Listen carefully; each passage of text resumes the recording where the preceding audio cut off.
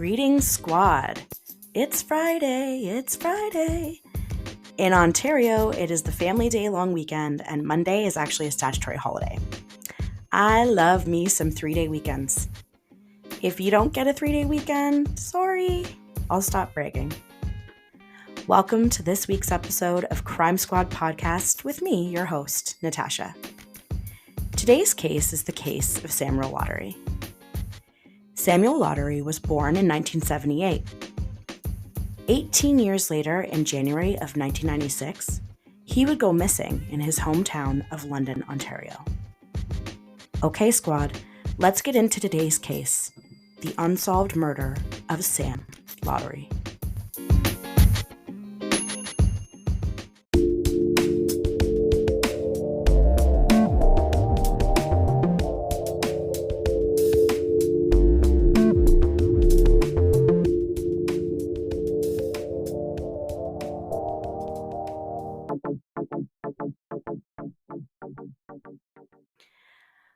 Okay, folks, we are back in my hometown again this week.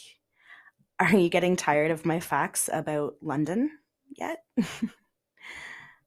Well, if so, I'm sorry, but here are a few more to get us going. London shares a name with London in England, but it is actually located in southwestern Ontario, Canada. Many of our street names are a tribute to England, though, and we even have a river with the same name, the Thames River. The city actually boasts a relatively rich history, with many historical buildings still in place, such as the Grand Theatre, which is actually reported to be haunted, and many heritage homes in our downtown core. I do have to call out the Banting House, which is actually where Sir John Frederick Banting created insulin, which is a huge deal for diabetics, including myself. Although all of this makes London sound like a relatively safe and wholesome city, there is, like most things, a dark history. According to UWO professor Michael Arntfield, from the years 1959 to 1984, London was actually the serial killer capital of the world. He delves further into what this means in his book, Murder City. I've read the book, and it's a great account of many of these unsolved cases. Unfortunately, London also has a long history of ties to white supremacist groups and has been known to have a high number of hate crimes, specifically in the late 90s and into the 2000s. The London Free Press published an opinion piece by Randy Richmond titled, "Groups Use Careful Language to Avoid Racist Label, but Others Don't Buy It." It was in this opinion piece that Randy wrote, quote, "For several years in the early 2000s, I covered the activities of several white supremacist groups within London connections, such as the Northern Alliance, the Heritage Alliance, and Canadian Ethnic Cleansing Team. These groups were blunt about their hatred of Jews, blacks, Muslims, gays, non-Christians. The list was long." End quote. London's racist history could be relevant to Sam Lottery's disappearance. Why? Because Samuel Lottery was a 17-year-old black boy. At this point, I'm fairly certain it's common knowledge that BIPOC individuals do not receive as much media attention or police attention when they are victims of a violent crime. In case you're wondering, BIPOC, or BIPOC, is an acronym that stands for Black, Indigenous, and People of Color. Knowing this fact, let's go through Sam's case, and you can judge for yourself.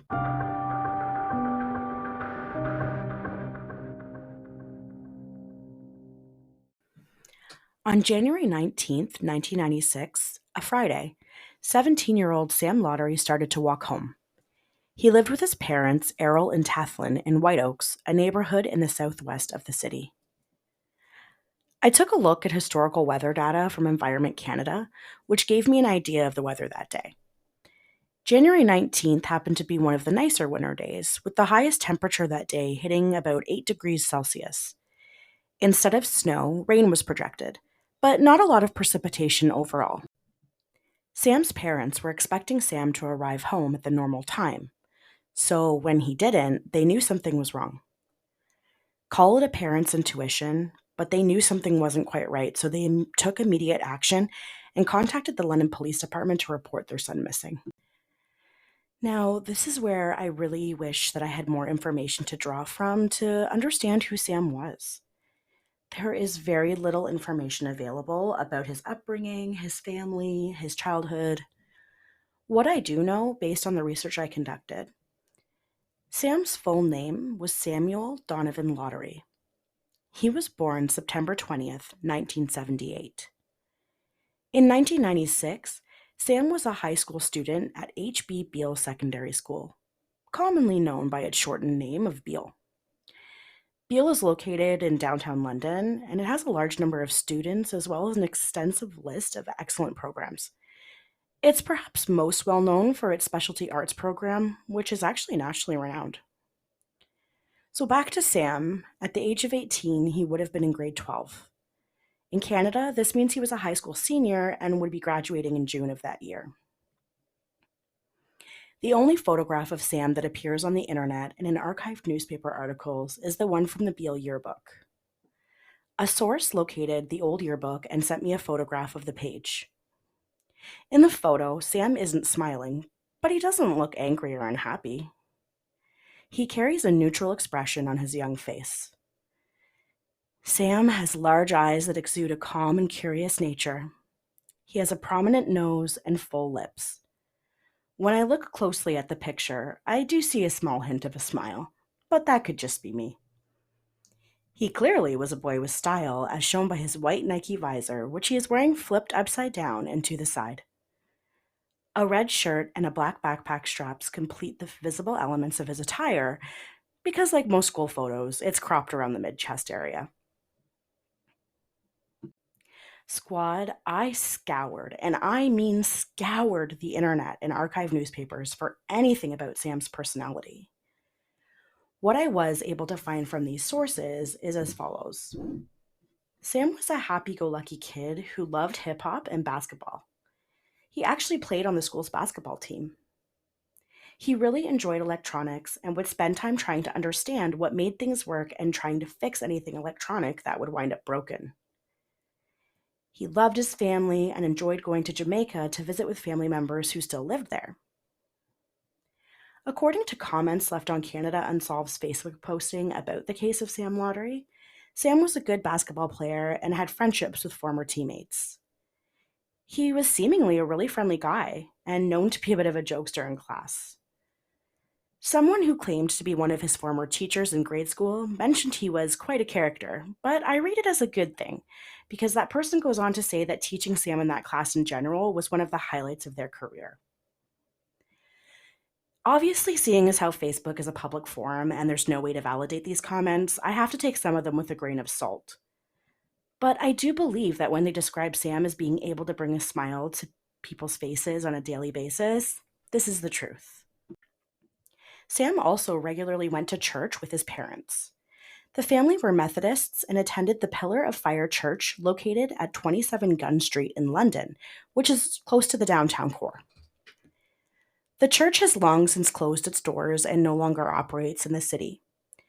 There is nothing available about the London chapter specifically, but there is information about this church's ideologies online, as the church still operates internationally with chapters located in other parts of the world. Now remember the church because it comes in later. Compared to other cases I've researched, Sam's case got extensively less media attention.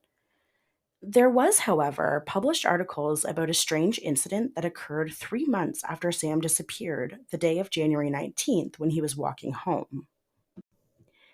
In March of 1996, a strange envelope addressed to the Lottery family appeared at the Pillar of Fire Church. Inside the envelope was a letter, the contents of which were extremely disturbing.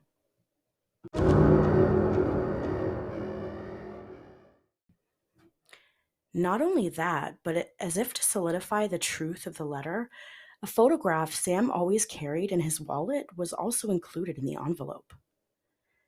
There could be only one way this photograph was provided, and that would be directly from Sam's wallet.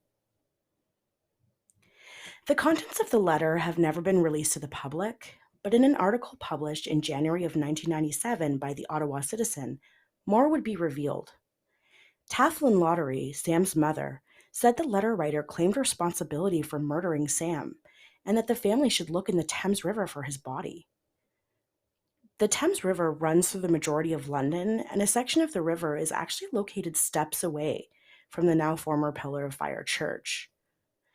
Not only did the letter admit Sam had been murdered, but it also suggested that if the family didn't look for him in the Thames River location, they would also be killed. As for the paper on which the letter was written, the stationery was considered to be unique. And as part of the investigation, London police would publish photographs of the stationery in the hopes that someone would recognize it and come forward. But nobody did. When police shared the stationery, the contents of the letter had actually been removed, but for some reason, a handwriting sample has never been released to the public. To add insult to injury, 6 months later, so November of 1996, another handwritten letter arrived. This time, the letter was delivered to the lottery's home located in White Oaks. Again, the letter contained relevant information about Sam's disappearance and death. At the time, Detective Dave Lucio commented that the letter was, quote, the heart of the investigation, but refused to discuss anything further. There is literally nothing available regarding whether or not police searched the area in March or November of 1996. If they did, certainly nothing was found. We know this because it wasn't until May of 1997 that a man walking his dog alongside the Thames River came across human bones. The location was close to London's Blackfriars Bridge, which is about an 11-minute walk from the Pillar of Fire church. I'm starting to see a trend here. Are you? The human bones were taken into police custody, but again, nothing was released to the media.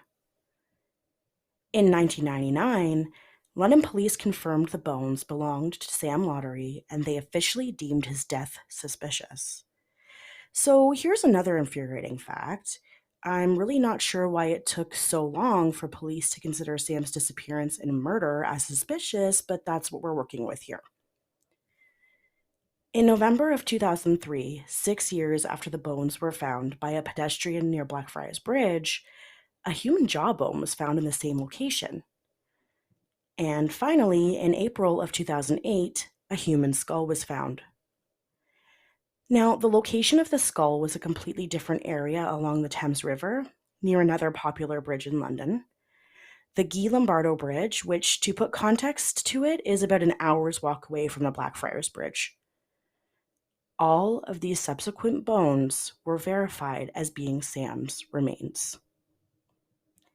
So, what happened to Sam? The case has now been unsolved for 27 years. Sam would be 44 years old today if he were still alive.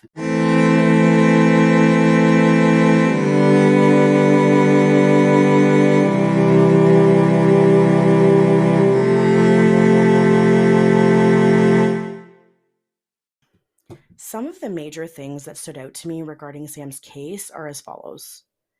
First of all, the media coverage. There is barely anything available. Secondly, it took London police years to consider Sam's death suspicious, even after the 2 letters were received with details about where Sam's body could be found. Third, the police brief actually indicates that Sam went missing January 19th, 1996, but they've confirmed his date of death as January 22nd. I just have so many questions. Starting with, if Sam went missing the 19th and police know he was killed on the 22nd, where was Sam for 3 days? Was he being held somewhere? Was he kidnapped? If he was held captive, why for 3 days? What happened to him during that time? Sadly, we will likely never receive the answers to these questions. I have some definite observations about the location of Sam's remains, though. In my experience, the Blackfriars Bridge is a well-known and very utilized hiking trail. I've actually hiked it myself as part of the Thames Valley Parkway. It is quite forested in some parts, but in the winter months, the foliage would have been gone, and all that would have remained was bare trees. This would make it very easy to spot a body if one were dumped there. Not only that, but as we know, the weather in January of 1996 was historically mild. So, to do a quick recap, 3 months after Sam disappears in March of 1996, a letter specifically tells the family they better search the river or they'll be killed too. What happened there? Why wasn't anything found? Did police take the letter seriously? Should they not have followed up on that lead, considering there was a photo from Sam's wallet in the envelope? They should have been out there searching. And if they were, why isn't there any information about this? Why wasn't a handwriting sample released to the public to try and identify the writer of the letters? There are too many whys and not enough answers. One of the things that stuck out to me and got my mind thinking was the dump of Sam's body. If the letter was correct, and if we think about this for a second, if Sam died on January 22nd, presumably the killer would have disposed of his remains pretty close to that time frame. And if this is the case, why were there no reports of the smell of human decomposition? So let me preface this by saying that obviously I'm by no means an expert in human decomposition, but I did do some independent research. I had a discussion with someone we'll call Jay. Jay works at a funeral home in London and has experience handling deceased individuals. Now, Jay doesn't complete autopsies or embalm bodies, but rather he works on call to transport individuals who have passed away. He also assists with setting up funerals, which sometimes entails wheeling individuals in their caskets to where they need to be in the building. So I asked Jay if he'd ever experienced the smell of human decomposition in advanced stages, and he shared a story with me. The story is as follows. There was a man who died in his apartment, but no one knew he'd passed away until several days later. The man died sitting in a chair, and by the time people realized he hadn't been seen for a while and a welfare check was conducted, he was steadily beginning to decompose. Now, although Jay wasn't present for the removal of the body, a close coworker of his was. The coworker reported to Jay and the rest of their colleagues that the smell was unbearable. Thinking this was the end of it, Jay went into work for a shift, and when he arrived, he instantly smelled something awful. He described it as a combination of rotting garbage, specifically an extremely strong smell of spoiled chicken and fish. It was one of the strongest scents he'd ever smelled in all his years of living, and he asked a colleague what was causing it. Jay's colleagues explained that there was a piece of jewelry in the office from the same man who had passed away and gone unnoticed for several days. The jewelry had been on the man's wrist when he died, and it was going to be something he wore and would be buried wearing.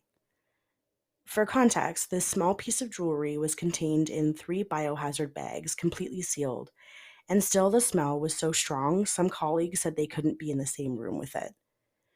They ended up putting it in 3 more biohazard bags and finally sealed it in a container with bags of coffee grounds to try and cut the stench.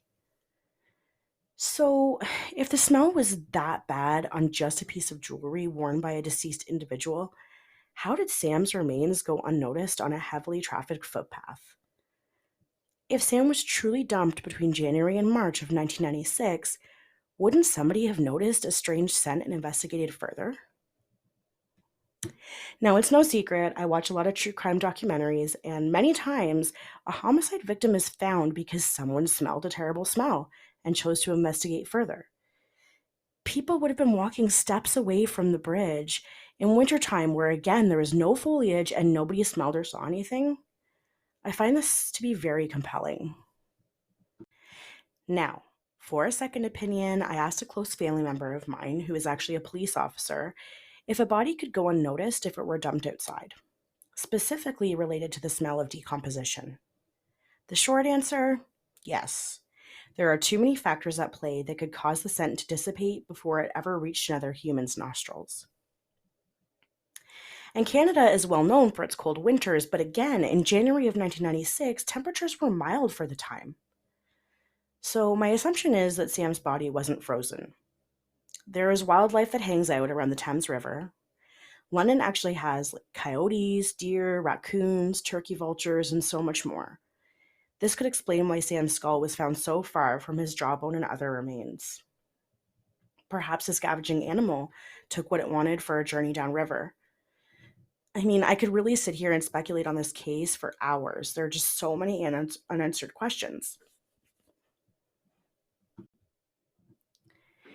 Interestingly, London police's brief regarding Sam Lottery actually says the following quote, "We know that Samuel Lottery was targeted by one or more people who were known to him and that multiple people have information about his murder."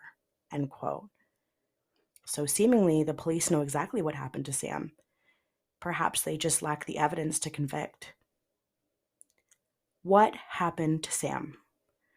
Was it a church member who lashed out and killed him? Was it an accident? Is it possible Sam was targeted by one of London's right-wing extremist racist groups? Could it have been someone who went to high school with Sam that targeted and killed him in cold blood? This is where I have to say that I do have information from a very reliable source that has specifically indicated the family does not want to be contacted. The Lottery family told the source they do not want any further investigations and they would like to be able to put this horrible situation in the past. It's very possible they know the identity of the person who committed this crime, and they have managed it on their own terms. Knowing that they are a religious family, they may have decided that judgment will be passed by a greater power in the afterlife. I can't say for certain, but I also can't fathom ever giving up on a case involving my own family members. However, people react differently to trauma, and I would never judge someone for their specific choice. So that's going to do it, squad. Thank you so much for tuning in and listening to the case of Sam Lottery. I hope you'll tune in next week for one of my weekly episodes. If you're enjoying Crime Squad podcast, be sure to subscribe so you don't miss any cases. And as always, remember to stay safe and be kind to each other.